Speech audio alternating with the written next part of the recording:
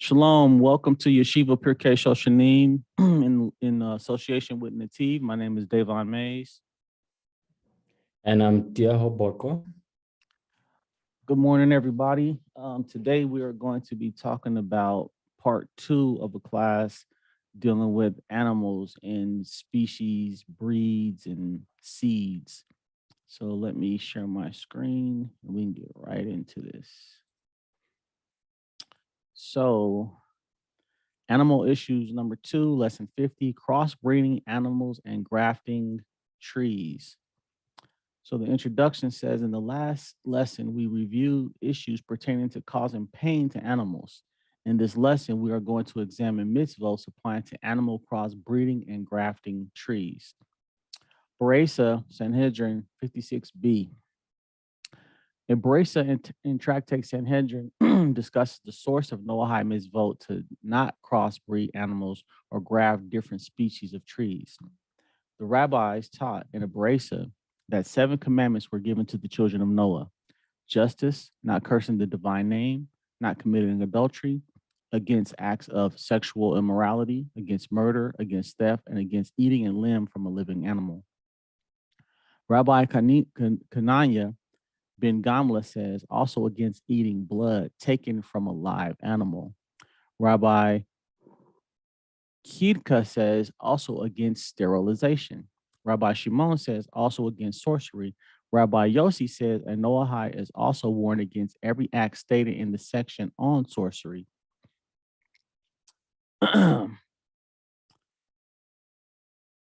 The Talmud later rejects this proposition. Most later authorities understand the Talmud as rejecting this proposition.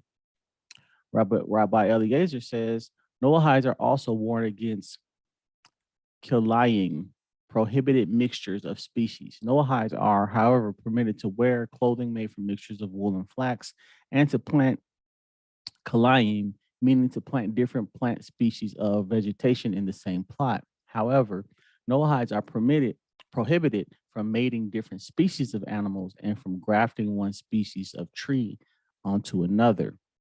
The Talmud then embarks on a lengthy, detailed examination of the Torah sources and allusions to each of the propositions brought in the Beresa. On page 60a, the Talmud turns its attention to Rabbi Eliezer. From where is this derived that the Noahides may not crossbreed animals or graft different types of trees? Shmuel, offering an explanation of Rabbi Eliezer, says, because the verse states, my decrees you shall observe, you shall not mate your animal with another kind.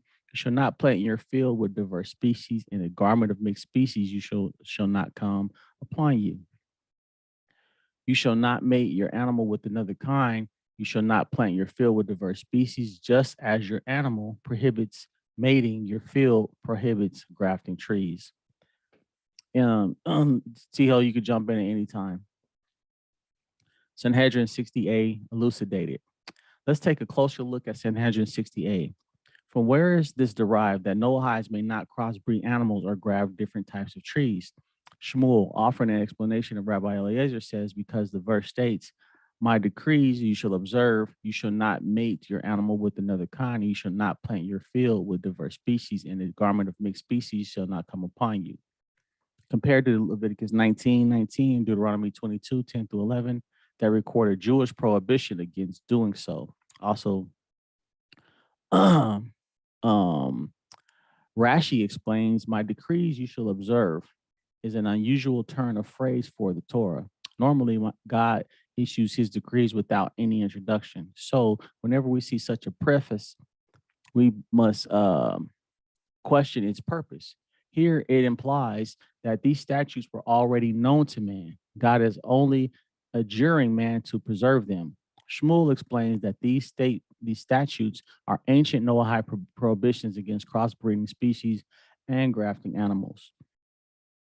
And grafting trees. You shall not mate your animal with another kind. You shall not plant your field with diverse species, just as your animal prohibits mating, your field prohibits grafting trees. Shmuel is telling us that the Hebrew expression, you shall not plant your field with diverse species, refers specifically to grafting trees in one's orchard and not to planting multiple species of plants in a single field.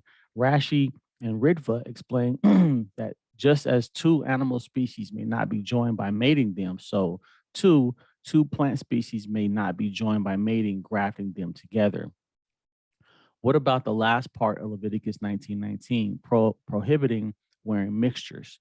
The Yad Ramah explains that the preface, "My statutes," only comes to introduce the first two prohibitions, crossbreeding animals and cross grafting trees, and not to the third prohibition of wearing kalayim, garments made of wool and linen. Therefore, Noahites may wear garments made of wool and linen, but Jews may not. Where were Noahites originally commanded in these mitzvos? According to Shemuel's interpretation of Rabbi Eliezer, the whole world was previously commanded against crossbreeding animals and grafting trees, cross-grafting trees. We know from Leviticus 19:19's preface, "My decree you shall observe," that such a prior mitzvah existed. Is any evidence of such a mitzvah found anywhere else in the Torah? Yes, it is. See Genesis 1:11 to 12. Yeah, just to say something, Dave, this is a very interesting topic that we are discussing today. On the surface, it looks like it's something very easy. As you go deep into it, you see that actually what has been prohibited here, it's something that happens too often. I think last time you touched that animals like dogs, they've been crossbreed a lot, where they will take a dog from Germany and another one from another country, and then mix, breed all these things. And on the surface, it looks like nothing wrong. It's two dogs. So what's wrong there? But as we see here, such things are prohibited. It went as far as talking about trees, plants. So we need to be very, very careful of these things. As I said before, that my high school years, I did agriculture, and it was a norm for us to crossbreed different animals. So for us to achieve something, maybe we want an animal that will be used for plowing. We want an animal that is strong. We're going to mix this, and we'll get exactly an animal that will be used for that particular purpose. But this is not something that is permitted. Another one that was very common was the one of castrating. If you don't want this animal to mate with, to mate or do whatever, then we want to use it for a certain purpose, then we will castrate that animal. But we see from what we are reading today that we should not be engaging in such practices of castrating an animal unnecessary. Maybe let me put that word, unnecessary castrating animals. And also when it comes to mixing of different species, that one we should shy away from it. Yeah, good point. We practice a lot of this in the States. People are always mixing, especially dog breeds. I'm sure they do it with other things, but we know for sure dog breeds are heavily mixed and for specific purposes to make hunting dogs and fighting dogs and different areas of what people do. One of the reasons that this is prohibited, in my humble opinion, is it's almost like playing God, trying to create some breed that somebody can put their name on and say, "Oh, I made this dog. He weighs 300 pounds. He's a lion hunting dog," and we just create them for our own purposes. So yeah, good points. And God said, go ahead. I think we even go as far in the science space, give it a name. They will tell you about micro evolution and macro evolution, meaning that small difference, that changes that happens, that can be introduced by this kind of things.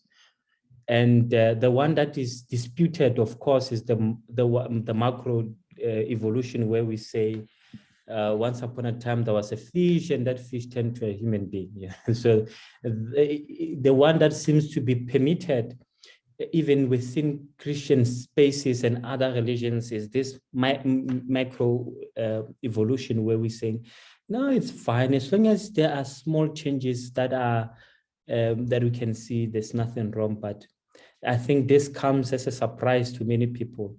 As we have said before, these 7 categories of laws, when you look at them first, you think to yourself, I mean, I left Christianity, I left other religions, and I'm here, and you're telling me that I just need 7. I mean, that will not be enough until you go deep into each law and you see, okay, there are actually maybe close to 200 laws if we were to count them, or 100, and you go deep into each of them.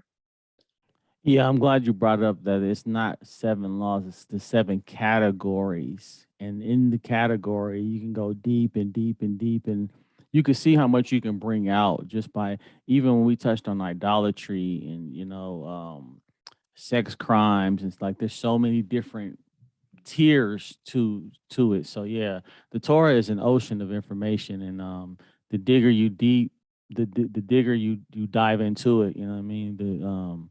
The deeper you dive into it, it can become a wormhole to where it just doesn't stop. You know what I mean? Or the people call it the rabbit hole. You know what I mean? You go down that rabbit hole and you end up in Alice in Wonderland. You know, so it's very interesting. So it says, and God said, the earth shall sprout forth vegetation, herbage that produces seed, edible trees that produce fruit of their own species, and the earth produce vegetation, herbage that produces seeds of its own species, and trees that bear seed bearing fruit of their own species. We see here that even though all herbage produce its own species, only the trees were actually commanded to produce fruit identical to their own species. From here, we have learned that Adam was charged with keeping animal species separate as well. Therefore, the original Noahide laws appear to have included these prohibitions. So, one thing before I continue is Adam was in charge of a garden, and really he was in charge of the earth because we had to make the earth a garden. We had to take care of the earth. You know what I mean? And it comes a lot of responsibility with that. You know, you got to know when to water the plants, when to you got to get the weeds out because the weeds will overpower certain plants in your garden and take over. It's a lot of work and upkeep. So we're here to work. I think that's one of the things that we have to learn, that Adam wasn't just given this paradise just to lay around and have fruit served to him. You know what I mean? He had a job to do. Now he had a lot of privileges, of course, but he still had to, keep the garden. Which is a big responsibility. Maimonides, Maimonides and Hilkos Malachim 10 and 6 includes these prohibitions as part of the Noahide laws. According to the oral tradition, meaning the halakha, the Moshe Sinai, Noahides are forbidden to crossbreed animals and graft different species of trees together. However, they are not executed for violating this prohibition. I think that's important to note because a lot of Noahide laws do have capital punishment associated with them. And a lot of people that's coming out of Christianity, they feel that a lot of sins in the Torah are death penalty sins, is why they needed, to have this blood sacrifice from the idol that they worship. But everything is not a death sentence, So Yeah. just to be clear on that. And so, I had someone was actually blaming the Jews and say, I can see this Jews wants to kill the non-Jews. so you say they made sure that the punishment for most of the 7 commandments or mitzvot, it's a death penalty. They want to kill non-Jews.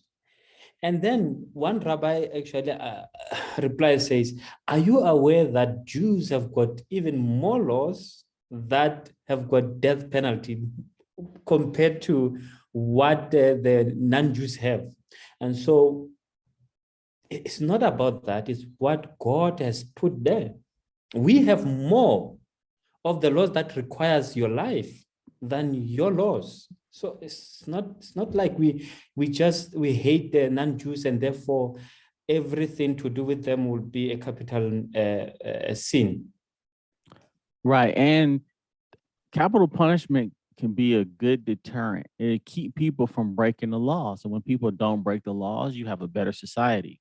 So it's not that God just wants to. He says, I don't desire the death of anybody wicked. Ezekiel 18 clearly says that. I wish everybody to repent or, don't and keep my laws and statutes and live. But he will punish. And if you know that you're going to get a penalty, then people are, less likely to break those laws. Most people don't steal because they know they're going to go to jail or they're going to get a heavy fine, So America has thousands and thousands of laws and people don't complain about that. And we also have capital punishment. Now, when you're on the other end of that, it's different to where if you're not the one whose family member was killed or hurt or something, then those laws are, you look at them different opposed to, you know, um, if somebody breaks in your house, would you like the law to be able to defend yourself and shoot them, or are you against guns until something happens to you? You know what I mean? There's everything. When things happen to you, people change their tune. That Until you're yeah, yeah, until your ox is gored. You know what I'm saying? Like until something happens to you, people look at things completely differently. So completely. if somebody hurt somebody in your family and they killed them, you don't look at the death penalty as the same, opposed to you just reading an article or the paper. Oh, they killed that man because he did something. We shouldn't have the death penalty. We should have rehabilitation. And yeah, for certain circumstances, but sometimes, in the countries that have the capital punishment, they have less crime. That's just just pretty much how it works. There's always exceptions to the rule though, but overall, these punishments are a deterrent to keep people from breaking the laws because the Torah says you should put the evil away from you. You know what I mean? So it says so the people shall see and fear and not do that. So when somebody sees somebody get punished, it's like, okay, maybe I should not do that. When Korah and the rebellion that they did against Moses and Aaron, everybody saw what happened to them. You didn't really see those type of uprisings anymore. It's a deterrent. So yeah, good points. Yeah. Maybe another thing that I would like to add is we know that Adam, man, was given dominion over animals, but God, he is concerned about the welfare of animals. And so that's why all these commandments are clear of what we can do, because if we don't have guardrails, we will end up doing things that are not good at all. And so that's why God gives us commandment to keep us in line, to say, even though I give you dominion over animals, you can't treat them bad. You can't, always about you without thinking about the animals. You need to think about the welfare of the animals. Yeah, you can't rule with an iron fist, right? You got to be considerate because animals have families. When a baby dies, you see the mother, smelling it, licking it still. Like they protect them, right? Right? They got families too. So yeah, good point. At first glance, things appear straightforward. However, Maimonides' words include a subtle difficulty. He writes according to the oral tradition, not according to Rabbi Eliezer or Shmuel. The fact demonstrates that Maimonides does not hold of the Talmudic exposition of this commandment. Explaining Maimonides. This difficulty is troubling for a number of reasons. Why does Maimonides not hold of Rabbi Eliezer Shmuel's explanation of the laws? From where does he know that there is such a halakha if he does not hold of their derivation?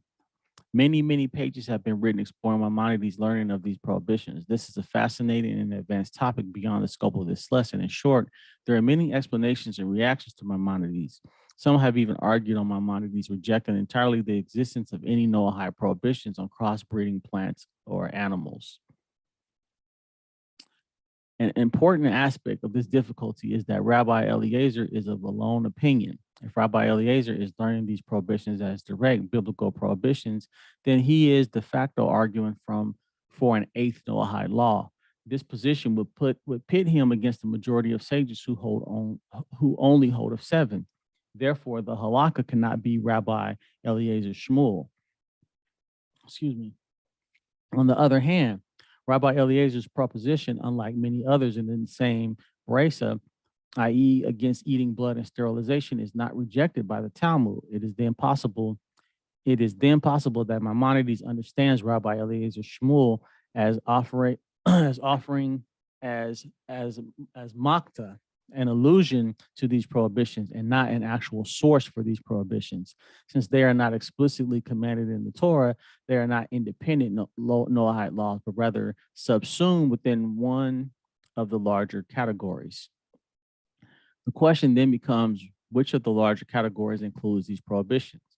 Rabbi Shmuel Bar Kofni Gaon appears to place these prohibitions under the header Ever Man Hakai. However, the Ramah Mifano places them under the injunction against sexual immorality. Despite the dissenting arguments, most poskim agree with Maimonides that Noahides may not crossbreed animals or graft trees. However, the uncertainties work to create leniencies in certain situations. A summary of the laws of crossbreeding animals and grafting different species of trees. Determining whether two species are the same or different. Torah law differs from modern science in its methods for classifying and identifying species of plants and animals. For example, many scientific taxonomists consider dogs, coyotes, and wolves to be of the same species. Halakha, however, does not. Therefore, one may not breed these animals to each other. A very general rule is the halakhic species determination follows the names of the items rather than their biological qualities. For example, even though a dog and a wolf may be biologically similar, one is called a dog and the other a wolf. They are therefore considered different species. This rule of following the name is only a general guideline and certainly does not help us for determining leniencies. For example, some citrus fruits, even though they have different names, may be considered one species in halakha.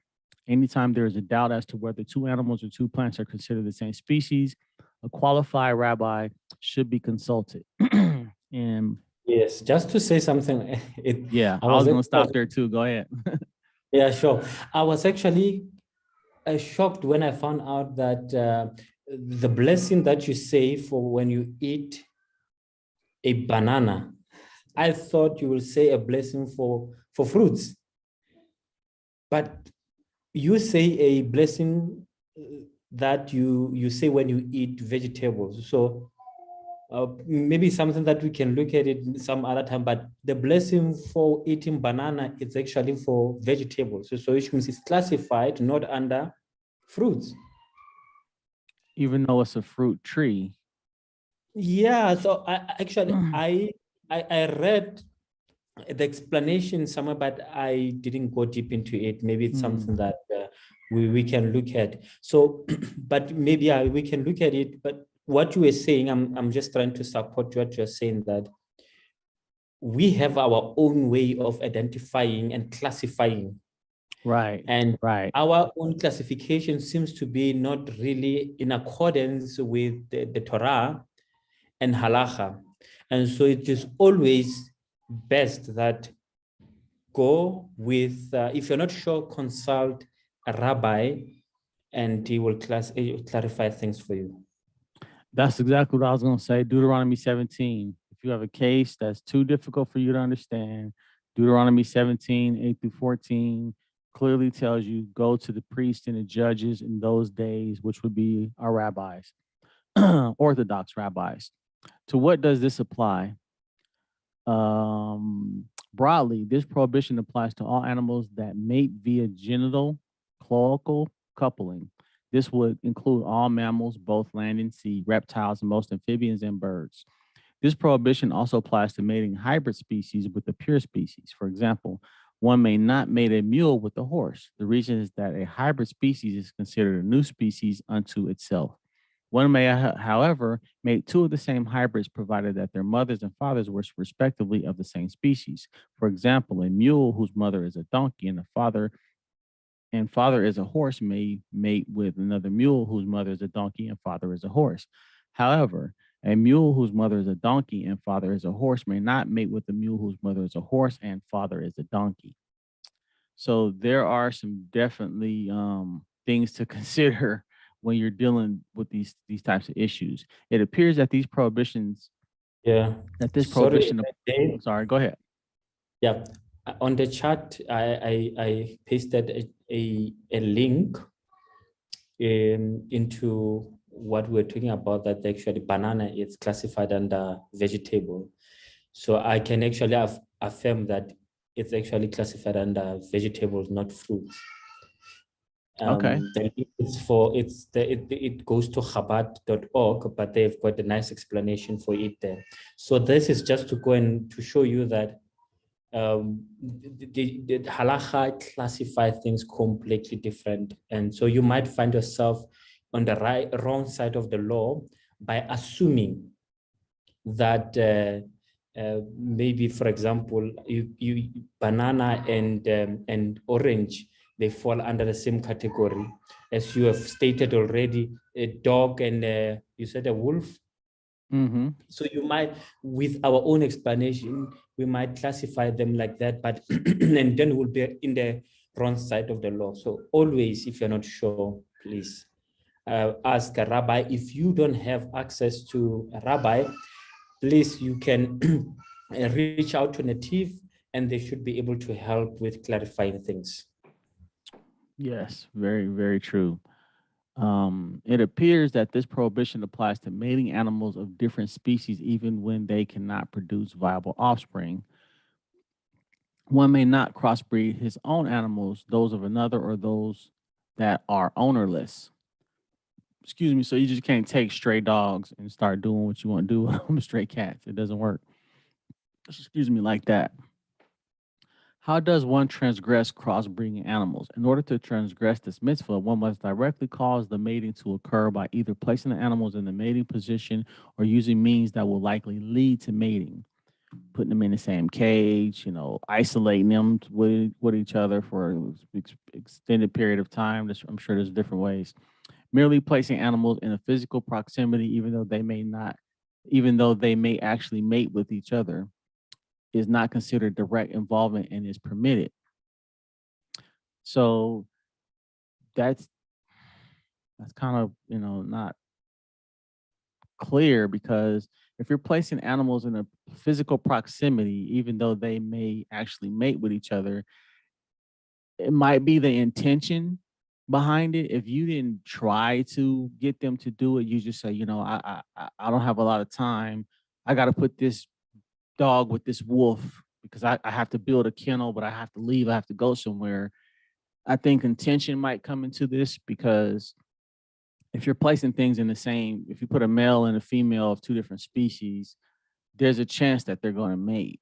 So if you did it on purpose, it's probably different than if you just did it without even thinking about it. And, because I know people who've let their dog out, not thinking anything about it. And next thing you know, the neighbor's dog jumps the fence and now you got puppies, right? You wasn't trying to do that. Like I remember years ago, a friend of mine was told to watch another friend's dog. And he said, don't let the dog outside because the neighbor's dog keeps trying to mate with her, and he forgot, let the dog outside. Next thing you know, got puppies. And I don't even know if it was the same breed of dog, like it was a whole little thing. But, so this could be that example. And it wasn't intentional, but it still happened, so maybe it's intention behind that. Yeah. However, one Maybe should. maybe again what they're trying to talk about here is like, maybe you own a dog and a cat. I don't think you should be that concerned about having them in the same house. Right. Could be, because it says merely placing animals in physical proximity, even though they may actually mate with each other, is not considered direct involvement. It's not direct. You didn't make them do it. You just kind of put them next to each other. Probably not even not thinking about it. Not some Yeah. things people are just like, it just wasn't on their mind. You know what I mean? Like you put a bird in a room with a squirrel, you're not thinking that they're going to do nothing. Like who, you know what I mean? But and I think intention has a lot to do with what's being stated here is why, because it's not direct involvement. Um, However, one should avoid placing two animals of different species in physical proximity if it is almost certain that they will try to mate. For example, one should not place a male wolf in a pen with a female dog that is in heat. One should similarly, I can never say this word, similarly avoid placing a horse in a pen with a mule if it is likely that they will mate. So if you know something, one of the animals is in heat, then you're kind of like, okay, you got to avoid that because you know there's a very high chance, right? Artificial insemination and genetic engineering. According to many poskim, artificial insemination of one species with the semen of another transgresses this prohibition. An animal produced by such procedures has the status of a new hybridized species as mentioned above. So there's some interesting points being made here. It is questionable whether genetic engineering involving the manipulation and splicing of genes on a molecular level is included in this prohibition. This is an exceedingly complicated question that continues to evolve alongside the sciences that drives it. Hybrid offspring. The hybrid offspring may be kept and maintained by its owner. The animal is permitted or consumption. All the laws of Tazar by Lee Kaim apply to this animal.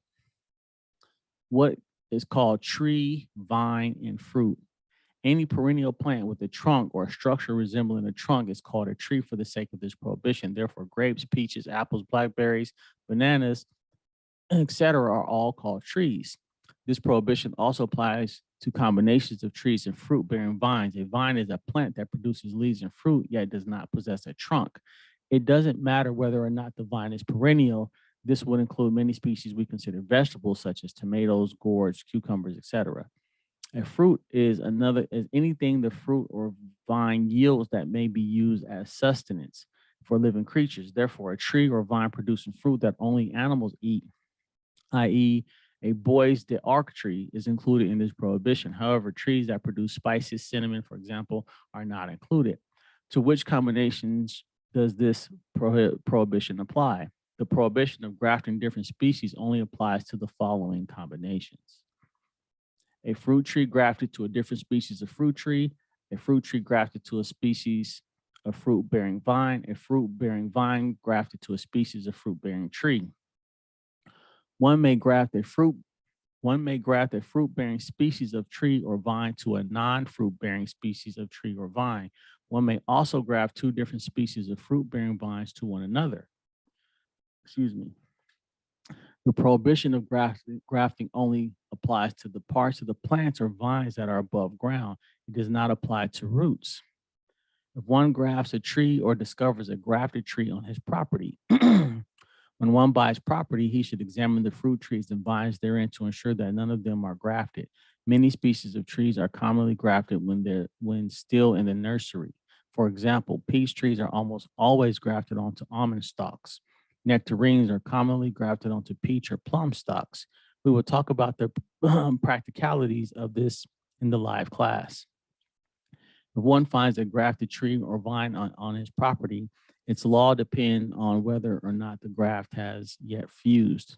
If the graft has fused, then one may keep the tree. However, the tree should not be watered, pruned, or maintained for its own benefit. We will discuss this more in the live lesson.